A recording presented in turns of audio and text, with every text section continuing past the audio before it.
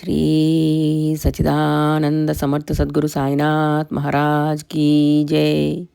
అందరికీ నమస్కారం అండి. సాయి లీలలు కార్యక్రమానికి స్వాగతము. అందరు ఎలా ఉన్నారు? బాబా దయ వలన ఆశీర్వాదము వలన ఎల్లప్పుడూ అందరూ ఆయురారోగ్యాలతో ఉండాలని మనస్ఫూర్తిగా షిరిడీ సాయినాథుని వేడుకుంటున్నానండి. మన సాయి లీలలు ఛానల్ ద్వారా భక్తులకు కలిగిన అనుభవాలు మరియు సాయి చేసిన దివ్య లీలలు మీ ముందుకు తీసుకుని రావడం జరుగుతుందండి.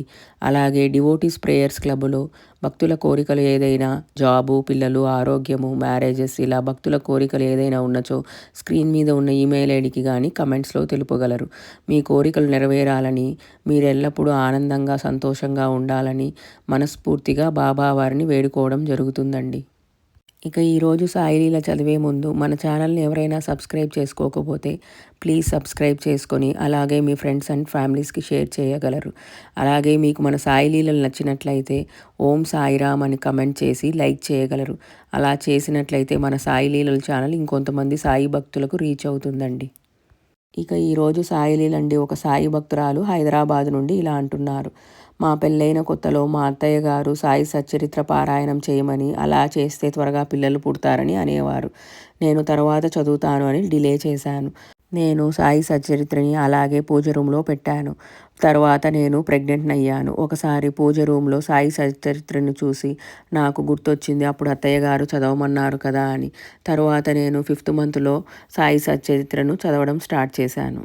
అప్పుడు నా మనసంతా పాప పుడుతుందా లేక బాబు పుడతాడా, వాళ్ళకి ఏ నేమ్ పెట్టాలి అని ఆలోచిస్తూ ఉండేదాన్ని. నేను 5th మంత్ అంతా సాయి సచ్చరిత్ర పారాయణం చేశాను. ప్రతిరోజు నాకు నైటు బాబా కలలో కనిపించేవారు. తరువాత పాము రూపం కనపడుతూ ఉండేది. నేను ఆలోచించేదాన్ని, ఎందుకు ఇలా జరుగుతోంది, బాబా రూపం తరువాత పాము ఎందుకు కనిపిస్తోంది అని. అలా ఆలోచిస్తూ ఉండగా ఒకసారి సడన్గా నాకే గుర్తొచ్చింది. మా నానమ్మకి ఒక మురుక్కు ఉండేది. 4 తరాల వరకు పుట్టే పిల్లలకి పేరు ముందు నాగా యాడ్ చేయాలి అని. నేను కూడా అనుకున్నాను నాకు పుట్టే పిల్లలకి పేరు ముందర నాగా పెట్టుకోవాలని. కానీ ఆ సంగతే మర్చిపోయాను. అలా బాబా పాము రూపంలో కనపడి నా మురుక్కు గుర్తుకు చేశారు. అలా నాకు నా మురుక్కు గుర్తు వచ్చినప్పటి నుంచి నాకు బాబా కలలో కనిపించడం ఆగిపోయింది. అప్పటి నుండి నాకు బాబా అంటే బాగా నమ్మకం కుదిరింది.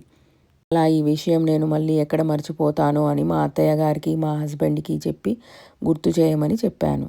తర్వాత నాకు ఏ ప్రాబ్లం లేకుండా డెలివరీ అయింది. నాకు బాబు పుట్టాడు. మా బాబు పేరు నాగశివ లక్ష్మీనారాయణ ప్రణవ్. అలా నేను సాయి సచ్చరిత్ర పారాయణం చేయడం వలన నేను మర్చిపోయిన మొక్కును నాకు గుర్తు చేసి బాబా నాకు ఎంతో హెల్ప్ చేశారు. అలా బాబా నా జీవితంలోకి వచ్చారు. తర్వాత నాకు ఏ ప్రాబ్లమ్స్ వచ్చినా ఏదో ఒక రూపంలో బాబా వచ్చి సందేశం ఇచ్చేవారు. ఓం శ్రీ సాయిరామ్. ఇదండి ఈరోజు సాయి లీల.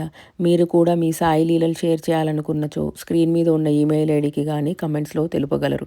అలా చేయడం ద్వారా ఎవరైనా భక్తులు కష్ట సమయంలో ఉన్నప్పుడు మన సాయి లీలలు వినినచో వారికి కొండంత ధైర్యం వస్తుంది, బాబా ఉన్నారు, తప్పకుండా మనకు హెల్ప్ చేస్తారు అని. ఇక ఈరోజు డివోటీస్ ప్రేయర్స్ క్లబ్లో ఒక సాయి భక్తురాలు బాబా వారిని ఇలా వేడుకుంటున్నారండి.